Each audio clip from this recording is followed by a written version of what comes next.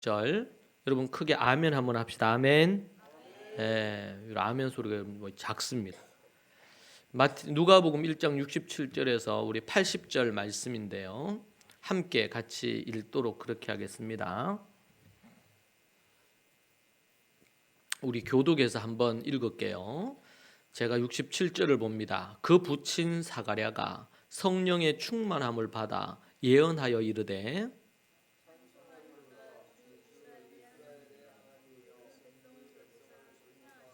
우리를 위하여 구원의 뿔을 그 종 다윗의 집에 일으키셨으니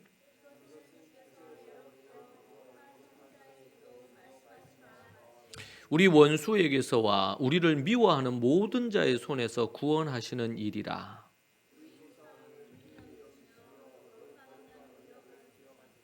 곧 우리 조상 아브라함에게 하신 맹세라.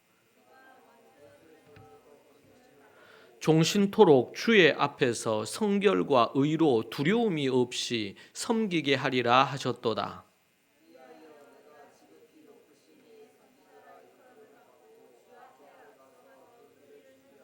주의 백성에게 그 죄 사함으로 말미암는 구원을 알게 하리니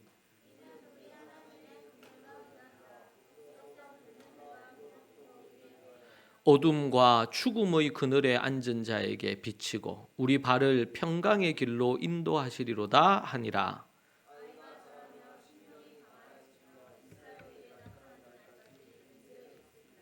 아멘.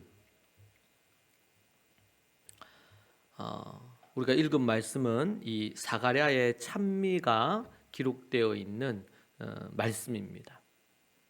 라틴어 역 성경의 첫 단어를 따서 베네딕투스 찬송하리로다라는 뜻인데 이 찬미의 이름이 베네딕투스라고 이름이 붙여져 있습니다.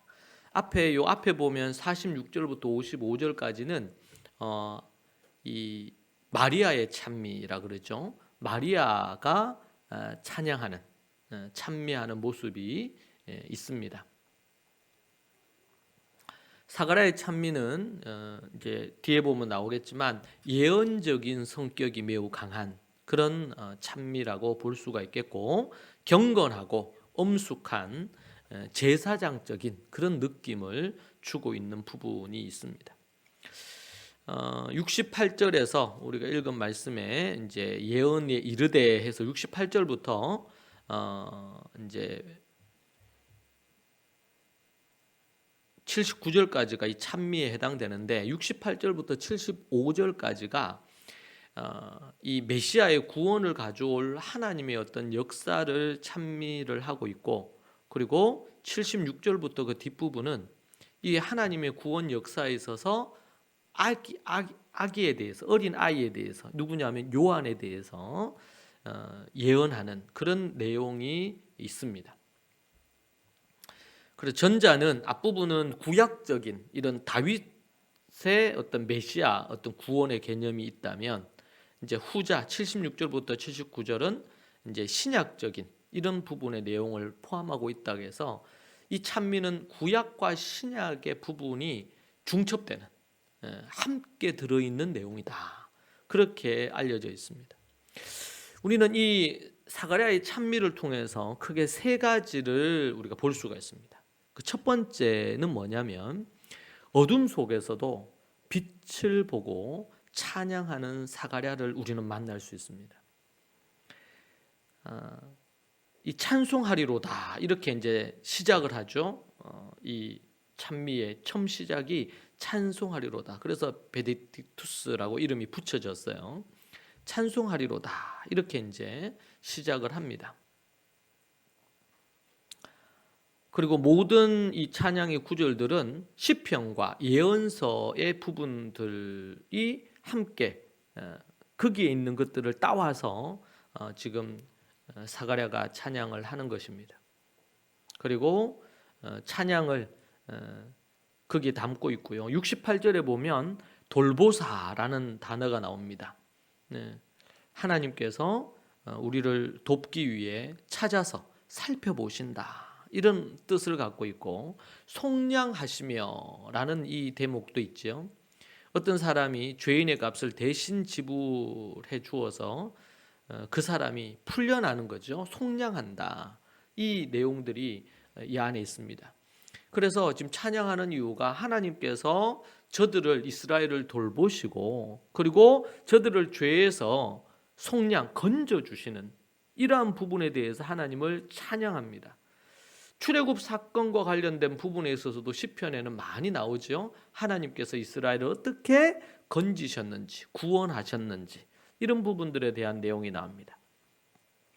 사가랴는 10개월 정도를 자신이 아들이 태어나 예수님께서 장차 행하실 죄사함의 놀라운 일을 예언할 것을 그가 이제는 알게 된 것이죠. 그래서 그의 찬미 속에 하나님의 구속의 역사, 속량의 역사뿐만 아니라 이제 이 아들을 통해서 하나님이 어떤 일을 행하실지에 대한 기적처럼 얻은 아들이죠. 이거는 부부가 아이를 얻을 수 없는 상황인데 하나님이 기적적으로 주셨어요. 그러한 부분이 고스란히 거기 담겨 있습니다. 여러분, 우리는 신구약 400년 동안 이 400년 동안 어땠어요? 혼돈 속에 이스라엘이 얼마나 많이 혼돈스럽고 타락하고 어려운 가운데 있는지를 알고 그리고 많은 사람이 신음 가운데 있었습니다. 400년이라는 시간은 결코 짧은 시간이 아니죠. 400년 동안 너무너무 힘들고 어려웠습니다. 그래서 더 이상 희망이라고는 찾아보기 어려워. 희망이라고는. 그런 어떤 상황 가운데 있었죠. 그런데 이 사가랴가 제사장 집안 출신이니까 그가 잘 알고 있었습니다. 그런데 그가 희망을 놓지 않고 찬양합니다. 사도 바울은 감옥에 갇혀 있었을 때도 그가 찬양을 하죠. 감옥에 갇혀 있는데 희망이 뭐가 있겠습니까? 그런데 그가 감옥에 갇히고 매를 맞고 갇히고 어려운 가운데 그가 감옥에 갇혀 있음에도 불구하고 기뻐하며 하나님 앞에 찬양을 합니다. 몸은 맞아서 아프고 힘들고 그리고 지금 감옥처럼 지금 감옥은 어떻게 보면 호텔과 같죠. 그런데 2000년 전 그때 감옥은 결코 그렇지 않지 않습니까? 근데 그곳에서 바울이 있으면서 그는 하나님을 찬양합니다. 어떻게 그게 가능할까요? 단순히 나중에 있을 어떤 희망 때문에 그가 그러진 않았을 거예요. 사가랴도 그렇습니다. 400년 동안 그렇게 세월이 고통스럽게 흘러갔는데 그가 찬양을 할 수 있었던 것은 하나님 때문이고 하나님이 보내시는 메시아 예수님 때문이었습니다. 오직 예수님만 기다린 경건한 메시아를 기다린 경건한 유대인이었습니다. 그리고 그는 기도하던 사람이었습니다. 그러면서 그가 기다리는 것입니다. 아니 사가랴가 죽을 때까지도 그의 기도 제목은 성취되지 않을 가능성이 훨씬 더 높습니다. 그럼에도 불구하고 그는 기도합니다.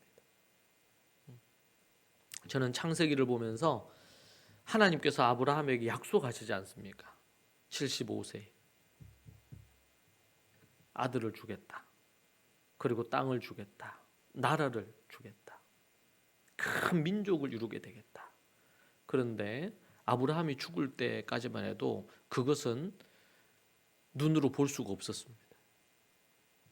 나중에 100세 때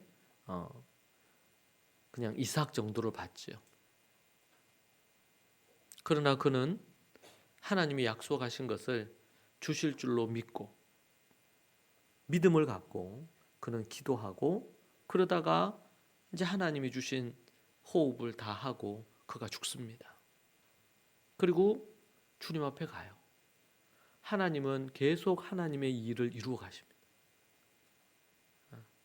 우리는 왔다가 이렇게 가지만 그러나 우리는 살아도 기껏 살아도 한 100년 아니겠어요?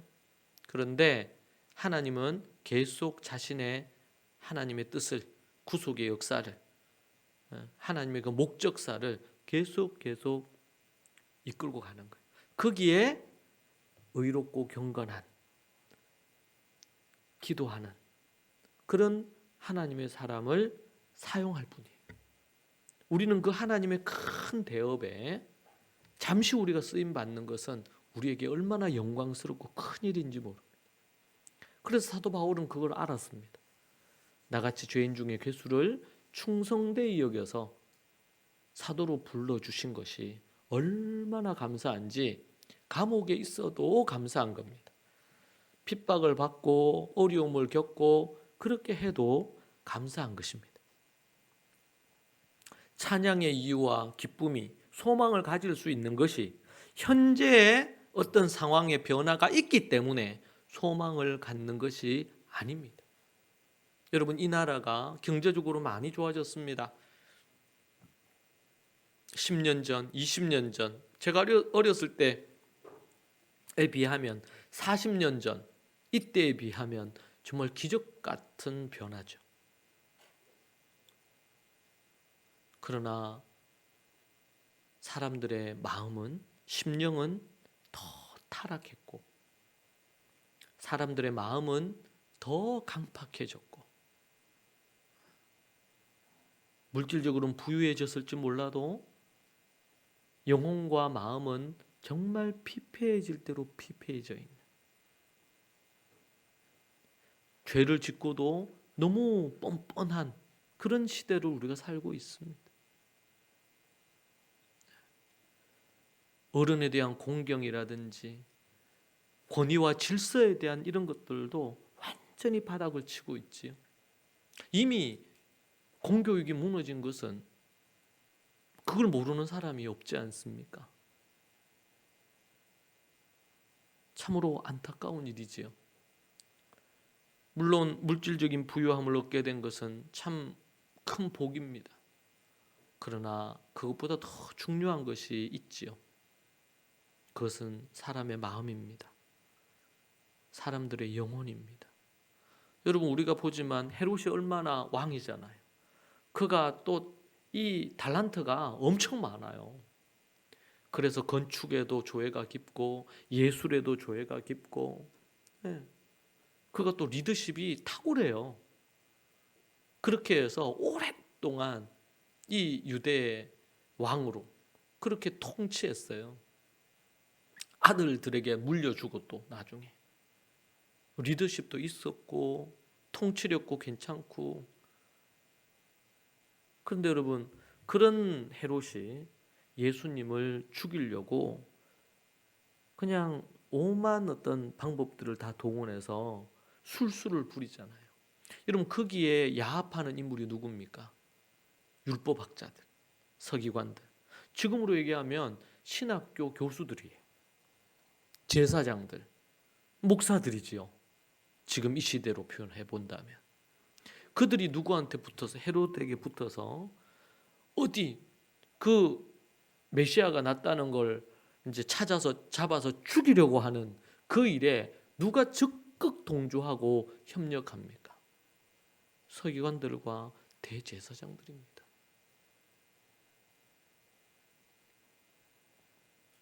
이스라엘이 성벽이 무너지고 성이 무너지고 각가지의 경제적인 어려움이 있고 나라를 빼앗긴 게, 이게 지금 문제가 아닙니다. 저들이 하나님을 떠난 거예요. 마음에 하나님을 사랑하지 않는 거예요. 하나님의 말씀에 순종하지 않는 거예요. 하나님의 계명을 아주 우습게 여기는 거예요. 이 시대는 어떻습니까? 크리스찬들이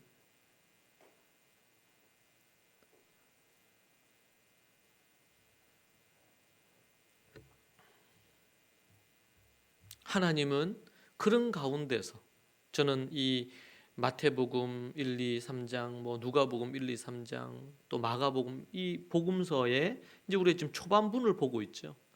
이 부분을 보면서 하나님이 그 어두운 가운데서도 15세의 어린 의롭고 진실한 시골에 있는 소녀인 마리아를 하나님 택하신다. 크게 드러나지 않은 엘리사벳과 사가랴 같은 이 사람을 하나님이 찾으시는데 그들이 보니까 의롭고 하나님의 계명을 지켜 행하더라는 거예요. 여러분, 지금 우리나라가 얼마나 혼란스럽습니까? 난리죠. 여러분, 이런 가운데서 저는 이 예수님의 탄생이 이제 가까워오잖아요. 마침 우리가 복음서를 하면서 그 대목을 우리가 또 12월 달에 계속 보고 있고 1월 달에 또 계속 이어지거든요, 내용이. 이런 혼돈, 예수님 당시도 그랬죠. 예수님 당시도 정말 어둡고 최악으로 어두운 때에 예수님이 오셨어요. 지금은 어떻습니까? 지금 이 시대에도 2024년 지금 이때에도 그렇지 않습니까? 여러분, 우리가 영적인 눈으로 성경을 통해서 영안이 열려서 성경의 말씀을 토대로 해서 이 세상을 보지 않으면, 요즘 또 다시 이런저런 이런 정치적인 이슈가 생기면서 사람들이 성경을 갖고 자기들 입맛대로 이렇다 저렇다 깨어붙이는 거예요. 그러면서 뭐가 하나님의 뜻이냐? 저는 너무 안타까워요. 그때에도 2000년 전에도 예수님께서 의로운 사람, 하나님의 계명을 소중히 여기는 그 한 사람, 하나님 찾으시는 거예요. 그리고 그들을 통해서 하나님은 일하시는 거예요. 여러분 기억하세요. 예수님이 얘기하시잖아요. 내 나라는 이 땅에 속한 것이 아니다. 아멘입니까? 내 나라는 이 땅에 속한 게 아니에요. 이 땅에 속했으면 예수님이 12사도들을 중심으로 해서 칼 한 자루, 총 한 자루씩 주고, 싸워가지고 헤롯 죽이고 빌라도 죽이고 이렇게 해서 로마에서 독립전쟁하고 이런 일을 했겠죠. 예수님이 직접 얘기하신 거잖아요. 빌라도 앞에서. 내 나라는 이 땅에 속한 게 아니에요. 물론 우리는 이 땅에 국민으로 시민으로 있기 때문에 시민으로서 국민으로서 크리스찬 시민으로서 우리는 어떤 목소리를 낼 수 있다고 생각합니다. 그러나 하나님의 나라는 이 땅에 속한 게 아닙니다. 다른 법이 지배하는 겁니다. 하나님 나라의 법이, 믿음의 법이, 생명의 법이, 믿음의 생명의 법이 지배하는 거예요. 그 법은 사랑입니다. 여러분 이것을 놓치면 이리저리 휘둘리면서 크리스찬들이 타락하는 거예요. 돈에 휘둘리듯이 이념에 휘둘리고 세상 가치에 휘둘리는 거예요.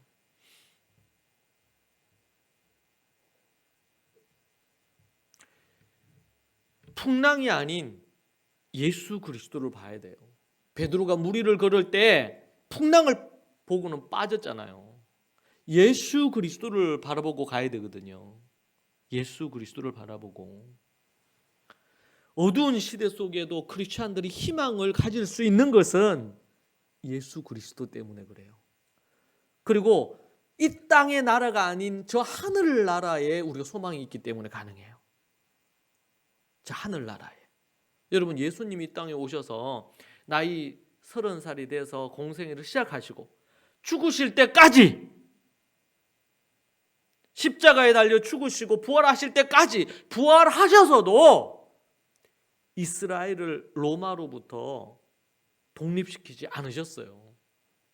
하나님은 독립시키시고도 남는 분 아닙니까? 예수 그리스도가 독립시키시고도 남는 분 아니에요? 로마를 그냥 완전히 확 무너지게 할 수 있죠. 그런데 하나님은 그렇게 하지 않았어요. 제자들도 많은 유대인들이 우리 메시아가 오시면 우리를 이 압제에서 풀어줄 거다, 해방시켜줄 거다, 이렇게 믿었잖아요.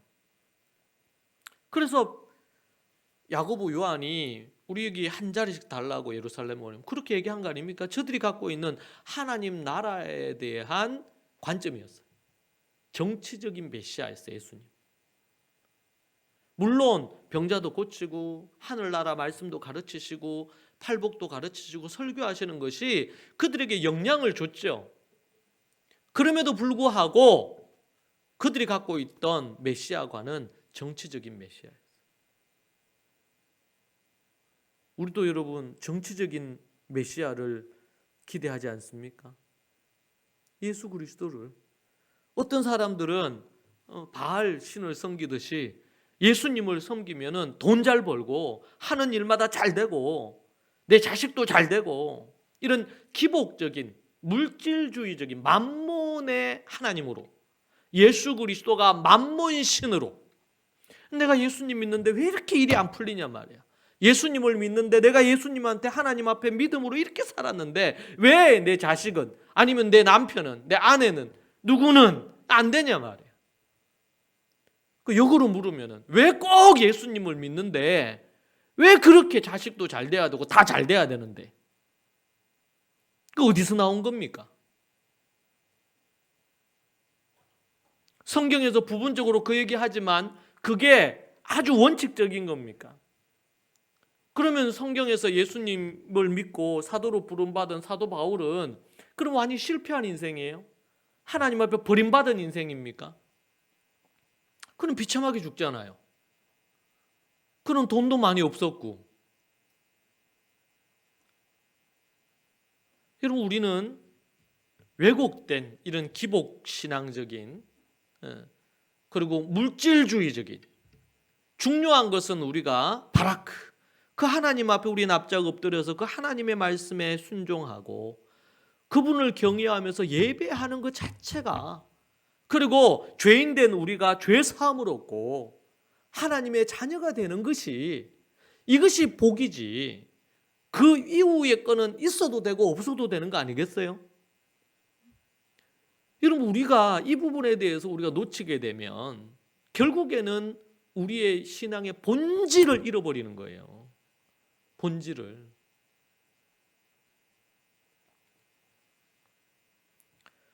어두운 가운데서도 희망을 잃어버리지 않을 수 있는 이유가 뭡니까?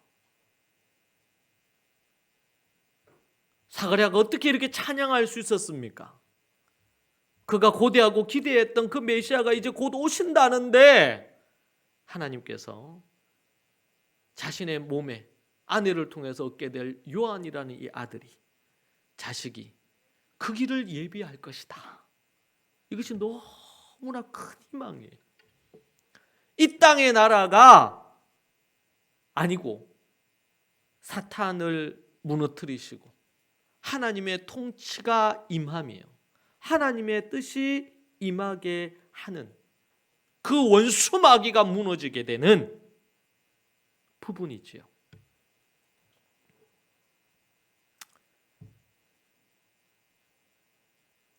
그 아들에 대한 얘기를 이어서 합니다. 두려움 없이 주님을 섬길 뿐 아니라 주님 앞에서 한평생 거룩하고 의롭게 살기 위함이고, 그런 부분들에 대한 내용들이 이어집니다. 다시 한번 우리가 내용을 보죠. 69절부터 한번 읽어봅시다. 우리를 위하여 구원의 뿔을 그 종 다윗의 집에 일으키셨으니 이것은 주께서 예로부터 거룩한 선지자의 입으로 말씀하신 바와 같이 우리 원수에게서와 우리를 미워하는 모든 자의 손에서 구원하시는 일이라. 우리 조상을 긍휼히 여기시며 그 거룩한 언약을 기억하셨으니 곧 우리 조상 아브라함에게 하신 맹세라. 우리가 원수의 손에서 건지심을 받고 종신토록 주의 앞에서 성결과 의와 두려움이 없이 섬기게 하리라 하셨도다. 하나님 나라에 정말 중요한 것은 성결이란 말이에요. 의란 말이에요. 두려움 없이 그 하나님을 섬기는 마음이에요. 이게 중요한 거예요, 지금.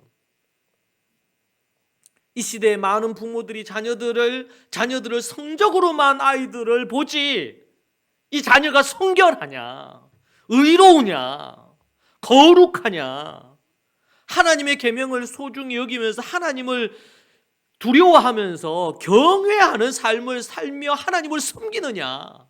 여기에 관심이 없기 때문에 믿는 집의 자녀들 95%, 97%가 교회를 떠나는 거예요. 부모가 관심이 없는데 자녀들이 하나님 앞에서 그런 것에 관심이 있겠어요? 그러니까 세상적인 것에 자식들도 마음 가는 거야. 돈 쫓아가고 물질이 주인이 됐죠. 절제하지 못하고 중독에 빠지고 자신들의 어떤 명성, 성공 이런 것에 온 마음을 갖고 살아가는 거예요. 자녀들이 왜 그렇게 됐습니까? 교회를 안 데리고 와서 그렇습니까? 아니죠. 부모와 조부모의 믿음과 가치관이 그런 모습인 거예요. 늘 보고 듣는 게 그런 거야. 정말 하나님을 잘 섬기고 하나님의 말씀대로 살려고 하는 부모의 모습, 좋은 부모의 모습을 보여줬냔 말이에요. 도리어 거짓되고 술수를 쓰고 이런 모습을 보여준 거 아니겠어요? 주 앞에서 종신토록 주의 앞에서 성결과 의와 두려움이 없이 섬기게 하리라 하셨도다. 이것이 포인트예요. 하나님의 나라, 예수님의 나라에 예수님이 이 땅에 오신 것은 로마에서 저들을 건져주시기 위한 게 아니에요. 그러니까 주님 부활 승천하시고도 안 건져주셨잖아.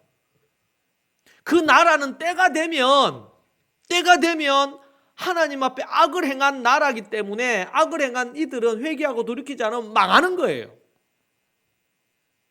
하나님께서는 이 인류 역사를 다스리시는 거예요. 그 이전에도 그랬잖아요. 애굽도 하나님께서 모세를 통해서 나라가 거의 망하다시피 하죠. 아수르도 말이죠. 나중에 로마도 결국에는 망했잖아요. 여러분 보이지 않지만 하나님의 손이 있는 거예요. 여러분 우리 크리스찬들이 그걸 믿어야지 두려움 없이 살 수 있어요. 이 땅에 전쟁이 나든 전쟁이 안 나야 되겠지만 우크라이나에 전쟁 날 줄 알았어요.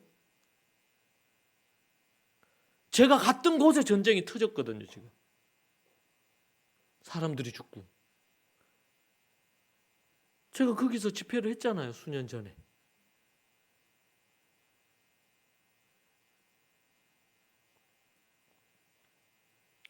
우리는 내일을 알 수 없습니다. 그래서 주 안에서 우리가 뭐 죽을 상황이야. 주 안에서 딱 죽으면 제일 좋은 거고 복인 거죠. 예.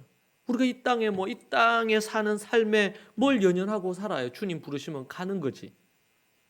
더 좋은 나라로 가는 거니까. 우리는 내일을 알 수 없어요. 하나님은 이 땅을 다스리시는 분이에요. 그런데 하나님은 하나님의 나라에서 의로운 자, 하나님 앞에 계명을 지켜 행하는 자, 신실한 자, 하나님을 두려워하는 자, 그런 자 찾으신단 말이에요. 그리고 마지막 때에 불러서 쓰시는 거예요. 마리아처럼 불러서 쓰는 거예요. 그러면 감사한 거지. 물론 고통이 있을 거예요. 어려움도 있고 고난과 핍박과 박해가 있죠. 왜냐하면 예수님 임신한 것 때문에 애굽으로 도망쳐야 돼. 돌아와서 숨어 생활해야 돼. 갖가지의 많은 어려움들이 펼쳐지잖아요. 여러분 우리가 뭘 추구하며 살 거냐? 뭘 추구하며 살 거냐? 그리고 하나님 앞에 우리는 하나님이 기뻐하는 정치체제, 하나님이 기뻐하는 사회 문화, 하나님이 기뻐하는 정치, 사회, 문화, 교육 각가지 부분들에 대한 것들을 우리는 기면 기고 아니면 아닌 걸로 우리는 선택할 뿐이에요. 그러나 이 나라가 우리에게 참 평안을 줄 것으로 믿으면 안 돼요. 사도 베드로는 얘기했어요. 너희들이 위정자를 위해서 기도해라. 왜? 우리가 믿음 생활을 잘할 수 있는 평화로운 상황을 위해서. 이게 영적인 거죠. 그것을 위해서 이 땅에 평화가 있도록 기도해라. 왜? 전쟁이 있거나 각가지만 있으면은 좀 쉽지 않죠. 그러니까 그렇게 기도하라는 거예요. 여러분, 우리가 어두운 가운데서도 빛을 보며 찬양했던 사가랴를 기억합시다. 사가랴가 그 400년의 어두운 신구약 중간 시기를 지나고 나라의 정말 어두운 상황을 그가 알았을 것입니다. 그가 시골 나사렛에 있었지만, 곳곳에 있었지만, 시골 동네에 있었지만, 그럼에도 불구하고 그가 하나님 앞에 기도하면서 그의 어두운 영이 열려 있었어요.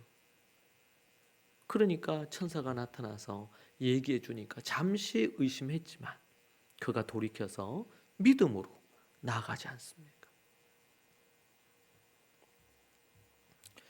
그리고 그의 이제 그 다음 내용들은 이런 겁니다. 아들의 사명에 대해서 찬양을 합니다. 76절 내용 이하의 내용입니다. 두 번째 단락이죠. 이 찬미의 76절은 이 아이여 네가 지극히 높으신 이의 선지자라 일컬음을 받고 주 앞에 앞서가서 그 길을 준비하여 너 아이야 아기야라고 하는 게 더 정확할 거예요. 찬송시에서 예언시로 이제 바뀌어요. 찬송을 하고 찬양이 나오고 그러고 나서 이제 뭐예요? 예언이 나와요. 하나님의 메시아가 아닌 메시아의 선구자에 대한 예언이 나오는 거죠. 여러분, 예언에는 크게 세 가지 면이 있다고 그랬어요. 첫 번째, 미래에 일어날 일에 대해서 미리 알려주는 거. 말 그대로 예언이죠. 미래에 어떤 일이 일어날 거다. 그래서 예언서, 신약의 예언서가 뭡니까? 신약의 예언서, 요한계시록. 미래에 대해서 보여주는 거예요. 우리가 명확하게 다 알 수 없지만 그러나 요한계시록을 통해서 마지막 때가 어떨 거라는 감을 잡을 수 있어요. 그리고 우리가 마지막 때에 어떻게 흘러가겠구나라는 것을 요한계시록을 통해서 우리는 명확하게 알 수 있어요. 두 번째는 윤리적이든 종교적인 진리를 나타내는 거. 예언이라 그럴 때 그 예언은 미래에 대한 이야기뿐만 아니고 미래에 대한 이야기뿐만 아니라 진리 자체에 대한 하나님의 어떤 진리의 메시지 자체도 예언입니다. 그러니까 제가 여러분에게 설교하잖아요. 설교도 뭐예요? 예언이라고 부르는 거예요. 성경적인 관점에서. 그래서 예언의 말씀. 그럼 우리는 예언 그러면 미래를 예측하는, 미래를 어떤 말하는 이런 걸로 딱 그게 각인이 많이 돼 있는데 그렇지 않고 윤리나 하나님의 어떤 신앙적인 영적인 부분에 대한 진리를 나타내는 것 자체가 예언이다. 세 번째는 찬송의 노래 자체가 예언이다. 그래서 이 1세기 당시 구약과 신구약 성경에서는 예언이라 그러면 이 세 가지를 다 포함하는 거예요. 미래의 이야기, 그리고 또 뭐야? 하나님의 말씀 자체, 또 뭐야? 찬송. 이 세 가지를 다 포함해서 뭐라고 한다? 뭐라고 한다? 졸고 있는 거 아니죠? 눈 뜨고. 요거 세 가지를 다 예언이라고 한다. 예언. 그래서 우리가 성경을 볼 때 예언이라고 딱 나오면 요게 어떤 건지, 과거부터 나오는 진리를 다시 얘기하는 건지, 아니면은 미래에 대해서 묵시적으로 미래에 대한 것을 말씀해 주시는 건지, 아니면 찬양. 여러분, 그래서 시편도 뭐예요? 예언이죠. 시편 그 내용, 찬양, 이 모든 게 다 예언에 속하는 거예요. 자, 여기에서는 뭐예요? 이제 미래에 하나님께서 어떤 일을, 이 아들을 통해 어떤 일을 일으키실지에 대한 얘기를 하는 거예요. 자, 여기서 우리 한 가지를 생각하고 갑시다. 미래를 하나님이 아신다, 모르신다? 아실까, 모르실까요? 미래를 다 아셔요. 우리 주한이의 미래를 하나님이 아실까요? 우리 둘 주한인데 우리 김주한이 미래를 하나님이 아실까요? 1년 후에 제가 어떻게 될지 아실까요? 하나님 아실까 모를까요? 아버지는 몰라도 하나님을 알아요. 응? 아버지는 모를 거야. 1년 후에 주한이가 뭐 어떻게 될지를. 그죠? 근데 하나님은 아셔요. 그러니까 예수님이 이 땅에 태어나기 700년 전에 이사야를 통해서 예언하게 하셨잖아요. 700년 전에 700년 후에 어떤 일이 일어날지 하나님이 아셔서, 그리고 지금 요한계시록 여러분, 이거는 언제 어떻게 일어날지 우리 알 수 없잖아요. 어느 때인지 알 수 없죠. 근데 하나님은 아신다 모르신다? 아신다. 그래서 하나님이 다시 물로 심판 안 한다. 하나님은 아신다. 우리는 모르죠. 근데 하나님은 아신다. 하나님이 특별히 여러분에게 막 계시를 해 주셔가지고, 어떤 한 분이 언제지 좀 한 6개월 전에 저한테 연락이 왔어요. 이분은 미래를 본다는 거예요. 그분이 제 책을 어떻게 읽었나 봐요. 너무 감동이 돼가지고 저한테 번호를 찾아서 저한테 연락이 온 거예요. 그러면서 이제 좀 몇 번 통하다 이렇게 관계를 맺고 나서는 한 번도 만난 적은 없어요. 근데 비밀인데요, 이러면서 저한테 얘기를 하시는 거야. 자기가 어디 가서 뭐 기도, 그러면 미래가 보인다는 거예요. 하나님이 자기에게 그런 은사를 주셨다는 거예요. 그럴 수도 있겠죠.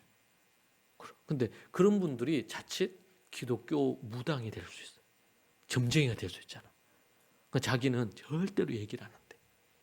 왜냐하면 사람들이 거기에 싹 관심을 갖고 혹시 그런 거 알고 이렇게 와서 자꾸 묻는 거예요. 어찌 될 거냐. 예? 그런 경우가 있을 수는 있어요. 예. 근데 하나님이 저한테는 그런 은사를 주시질 않았어요.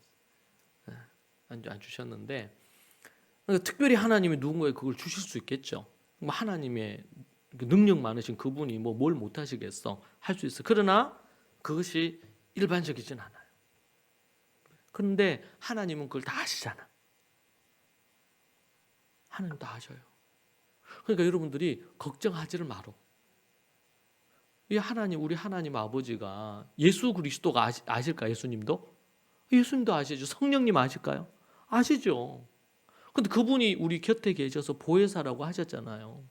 우리 곁에서 함께 우리를 도와주시고 함께 하시는 분이 되잖아요. 아멘 좀 하세요. 뭐 이런 얘기를 별로 표정이 놀라지도 않고 그냥 여러분, 얼마나 우리가 하나님 미래를 아시는 거예요. 우리는 당장 몰라요, 이 나라의 미래를. 근데 우리가 이제 추측은 할 수 있죠.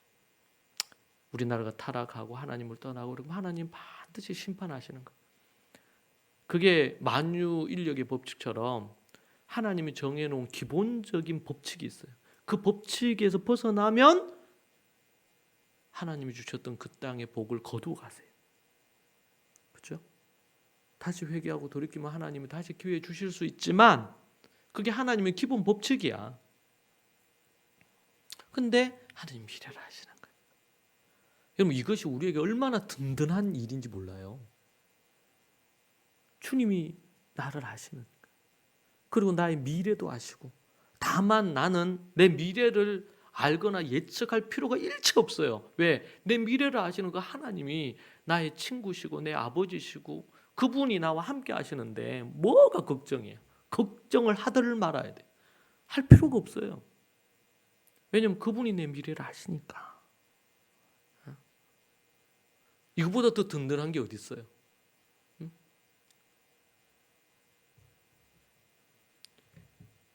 안심할 수 있는 거예요.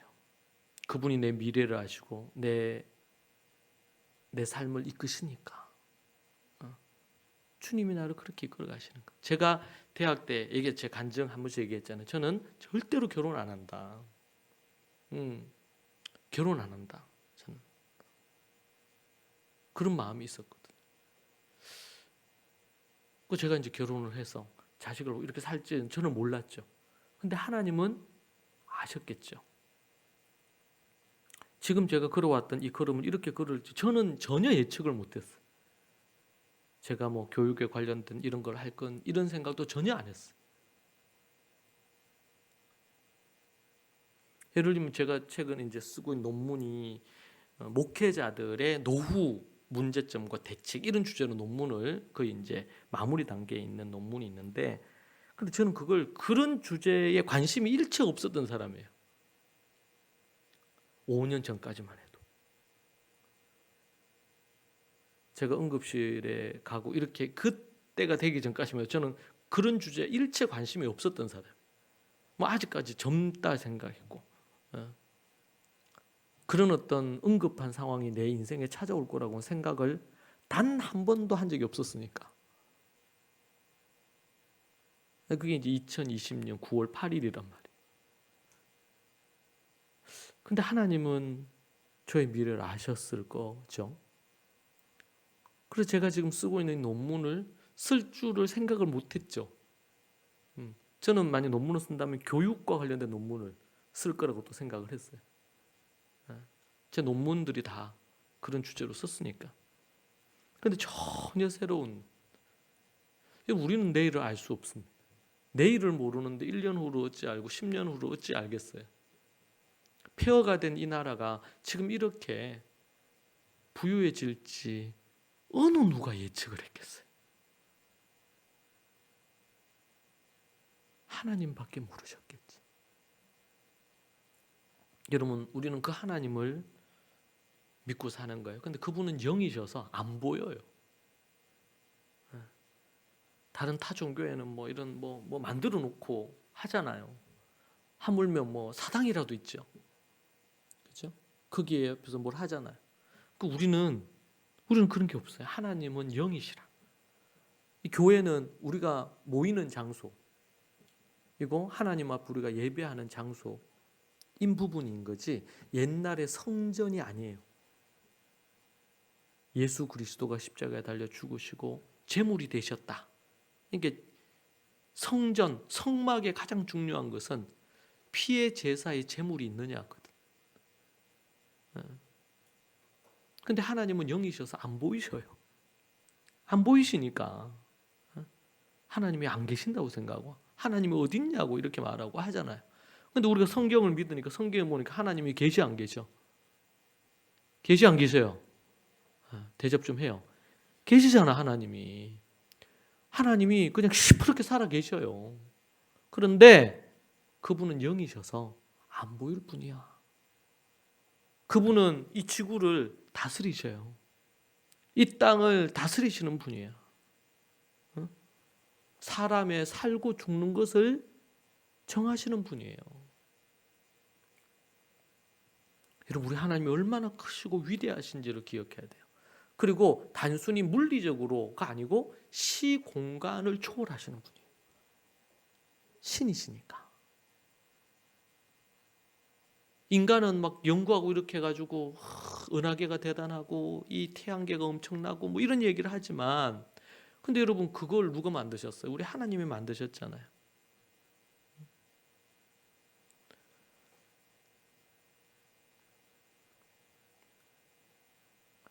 그분이 미래를 아십니다. 요한은, 이 사가랴는 천사에 의해서 들은 요한에 대한 이야기를 듣고 알았어요. 이 아들이 하나님의 나라를, 예수 그리스도를, 메시아를 준비하는 자가 되겠구나.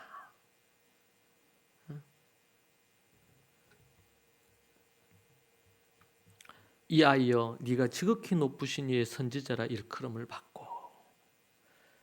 지극히 높으신 이가 아니고 지극히 높으신 이 예수 그리스도의 선지자, 예수 그리스도를 소개하는 선지자로 일컬음을 받고, 주 앞에 앞서가서 예수님보다, 이게 주는 예수님이죠. 예수님보다 앞서 6개월 앞서가서 그 길을 준비하며 주의 백성에게 그 죄 사함으로 말미암는 구원을 알게 하리니 이는 우리의 하나님의 긍휼로 인함이라.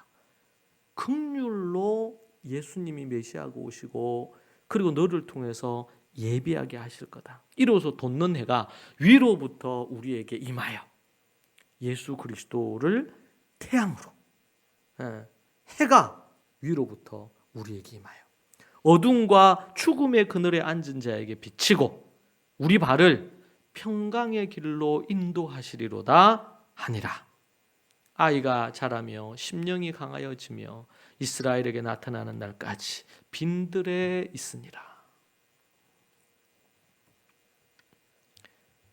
예언시, 예언의 찬양이에요. 하나님이 이렇게 구속을 위해서 하나님께서 요한을 이렇게 하실 거다라는 거죠. 이 아들에 대한 사명입니다. 사명에 대한 예언이에요.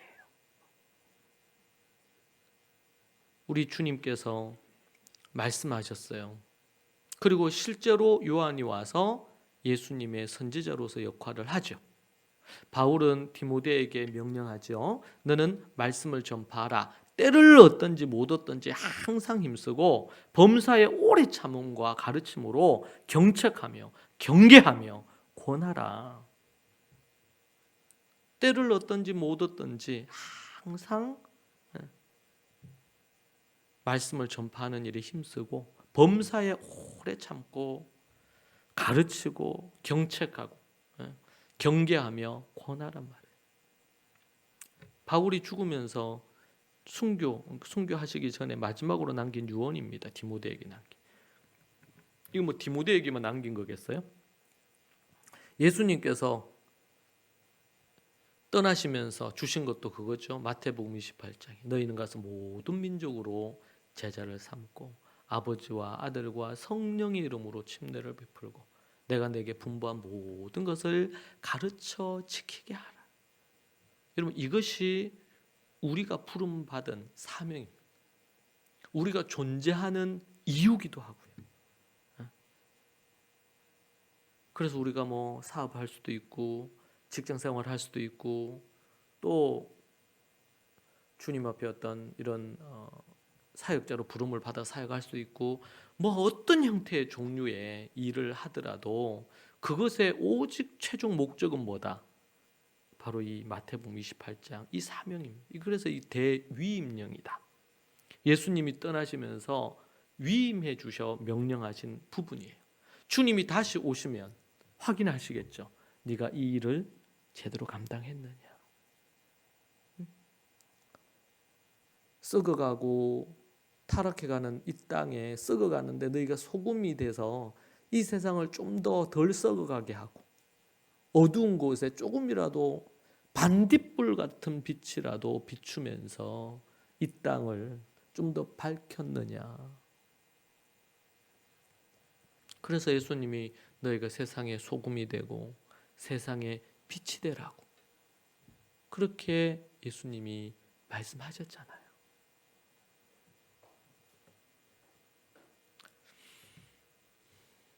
사명입니다. 사명.